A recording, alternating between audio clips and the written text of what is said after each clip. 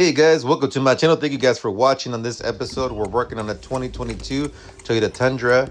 This is a smart key. So what we do have is a adapter to go ahead and connect to the smart box. And what we did, we took off the plastic piece on the side, and then we were able to expose all these wires. And so we were able to connect the adapter to the smart box, and then connect the adapter to the OBD2, and then to our dongle, which I did try out the Autel IM508. It was just a test. I did not want to read it. It was an unupdated one, so it was just a test that I did. I knew the 508 was capable of doing it, so here we are with the 508. This is going to be an all keys lost situation, so we're doing manual entry. We're looking for the information.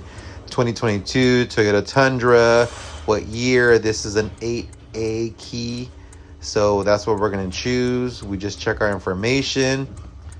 Then from here, we're going to go to control unit, keyless system.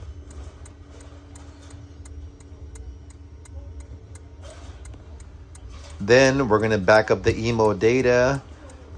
So we're going to hit OK. Once you have everything connected correctly, which it shows you a diagram on that section, then your backup emo data should start, which we'll see it right now.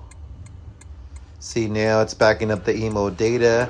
And with this emo data, you don't need a rolling code. These are the rolling codes that are called like Toyota rolling codes that you punch in when you buy them from a third party. When you have the backup emo data, you don't need those. So you do need an APB112. Once you have it connected there and you download the backup emo data, you want to save it. Just put a description on there, 2022 Toyota Tundra. So when you upload the data to the actual APB112, you're just capable of finding the information quickly. So then from here, so we had success on the backup emo data. Now we're going to generate a key. Now what I like to do is I like to generate keys with the Autel IM508 and the X-Horse. So the first one that I pull out is I like to try to generate it with the Autel. The Autel keys are amazing. The only thing is that they don't have a large variety of vehicles, so sometimes you go in there and punch in the vehicle's information and you won't find a key file to put into your universal key to go ahead and program into your vehicle. X-Horse has a large variety, a big list of vehicles. It's rare that I do not find on the X-Horse app the information of the vehicles, a file name, or anything. So here we are testing it out, and we have the XP400 connected to the Autel IM508, and that is a universal key. That's a Toyota looking key. It's a 4-button. So when I try to generate this key, what happened was it was failing. It was saying it was an incorrect type of key. I'm not really sure why. So I tried multiple times to go ahead and generate this key, but it kept failing. So it was talking about having a lower frequency type key, which I did look it up, and it said to use an I key, which I tried the I key also, and it did not work. So I just moved on to X-Horse. Now we're going to use the X-Horse Toyota XM38. Now that is my X-Horse Pro Max tool, the little portable unit. So we're going to go to generate remote, Toyota. Then we're going to go to find the model here, which is going to be a Tundra. So we're just going to go down.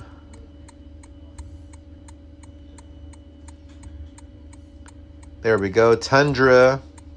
So if you can see there, it tells you the years. It tells you, on most of them, it should tell you the FCC ID number. It does tell you the control unit little board number that's on there. If you can see to the right, it says PCB number 0010, PCB 30, I think that was 3021. So here we go. We got 2022 to 2025, XM38 in the coil, and then you just push generate, and the file from the XHorse servers will go ahead and transfer to that little circuit board, and now that circuit board will be ready to go ahead and program to the specific vehicle, which is a 2022 Toyota Tundra. So there you go. You must have a battery. You'll see the little lights flashing. That's basically saying that the file is transmitting into the circuit board. So there I go, testing the key, the universal key with the Autel 508. It just kept failing. I just kept trying. So I just kept trying multiple things on that one. But we have the XM38 that was successful. So now we're going to go back. We're going to go into the system now that we have the emo data and we have a key that's ready to be programmed into the vehicle. So we're going to make sure that we have our hotspot on. So here we're going to go to manual selection. We're going to go to USA. We're going to find the model, which is a Tundra. Smart key 21 and up. The 8A key type. We're going to hit yes. So from here, we're going to go ahead and hit control unit. Then we're going to go to the keyless system. Now you have these options to generate a key. So here we have the emo data that we downloaded, and we're going to choose the correct one, which is Tundra 2022. Now that emo data that we downloaded is going to go into the APB112 and simulate a key, a working key. Now this key will be able to turn on the ignition and even turn on the vehicle.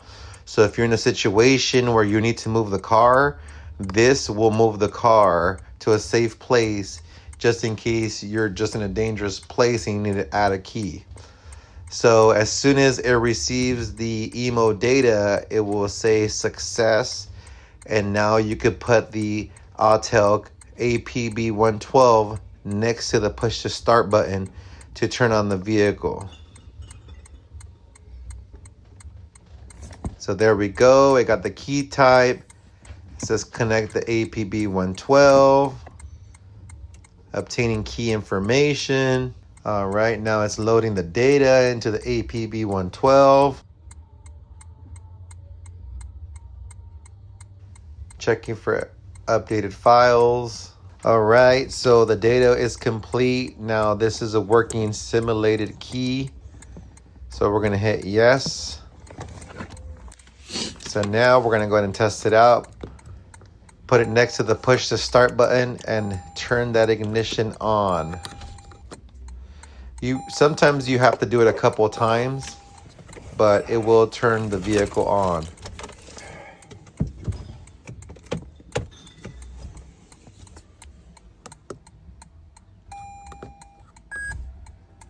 There we go. After a couple of times, we got it on the on position.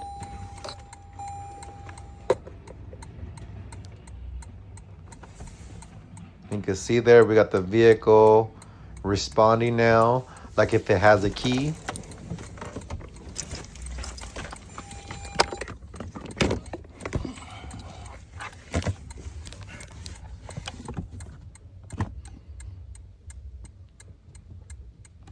All right, now we can go ahead and check the number of keys. We like to check the number of keys because we don't want to see the maximum amount. I believe with Toyota it might be eight or 6. But if you see like 2, you know you have spaces to go ahead and put more keys. So what we're going to do is add a key. It's going to verify the PIN. Well, it's going to verify it with the emo data that we went ahead and downloaded. That's how you bypass that rolling code.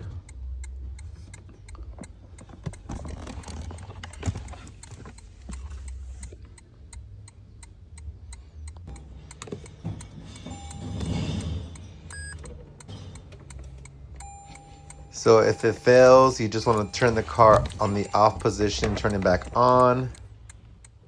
Sometimes it like times out. There we go. The on position. Now pin verification is happening. Hit yes.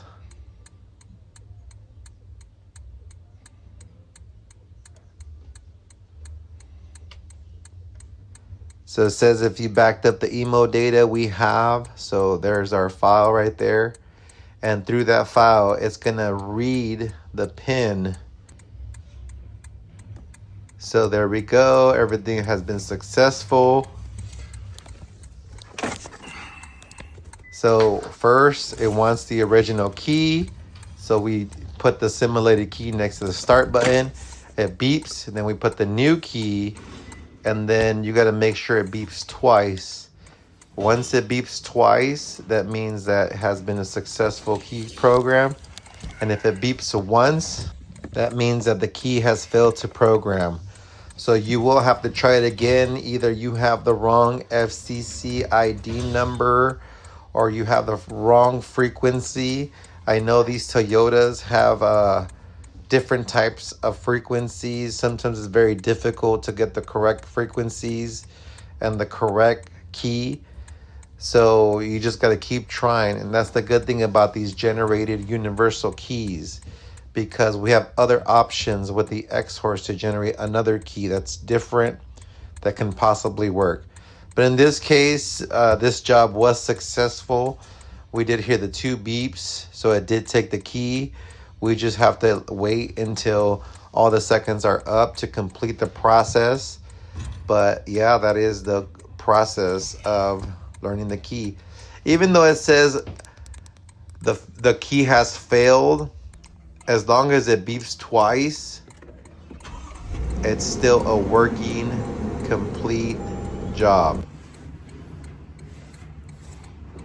So then we're going to go to ECU synchronization. I always do these with the Toyota keys. Sometimes it won't ask you to do it. I just do it all the time because previously the remotes have not worked. And doing the ECU synchronization with the key, the remote starts working. So I just do it by default just to get in the good habit. So through this ECU synchronization, it is going to ask you for the emo data because it wants a rolling code. So the emo data bypasses the rolling code because it does have a pin in there. So there we go. And then we get the key that we went ahead and installed. We just put it next to the push the start button and it should synchronize. And then yes, we have a working key for 2022 Toyota Tundra. This is the all keys lost. The IM508 from Autel has been successful on this job. So good job Autel, good job X-Horse XM38 keys. Those are great. I really recommend you guys buy some, the XM38s. Have some of those in stock. Have the Autel Toyota keys in stock. They work very good for the Lexus and the older vehicles. No problem. The new vehicles, I'm not sure yet. I've only had good luck with the XM38s. So here also, we're going to go ahead and pop the little plastic piece from the side of the door. And we're going to go ahead and remove that screw. Then we're going to pop the door handle out, and that is the key code. So the key code, we go ahead and punch it into the X-Horse cutting machine on the all keys lost section, and then it pulls up a cut through the internet. And then I go ahead and put the one-sided key to go ahead and cut that key just in case the battery dies on the remote. They're still capable of opening up the door with a cut key. So here's going to be the example. We must be on the Wi-Fi or a hotspot or else it won't work. So there we go. We're going to put it on my iPhone.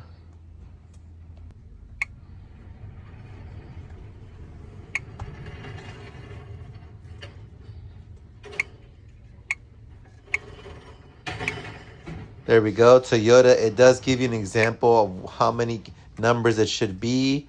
So once we type in the code, it's going to give you a cut, and then it's going to tell you what line to put the key. Then you put the key blade on the correct spot, and then you push cut. Then you have a cut blade to open up the door locks when the remote is not functioning correctly. So there we go. We're going to test it out. So this was successful. If you guys have any questions, please leave them on the comments below. You guys have a great day.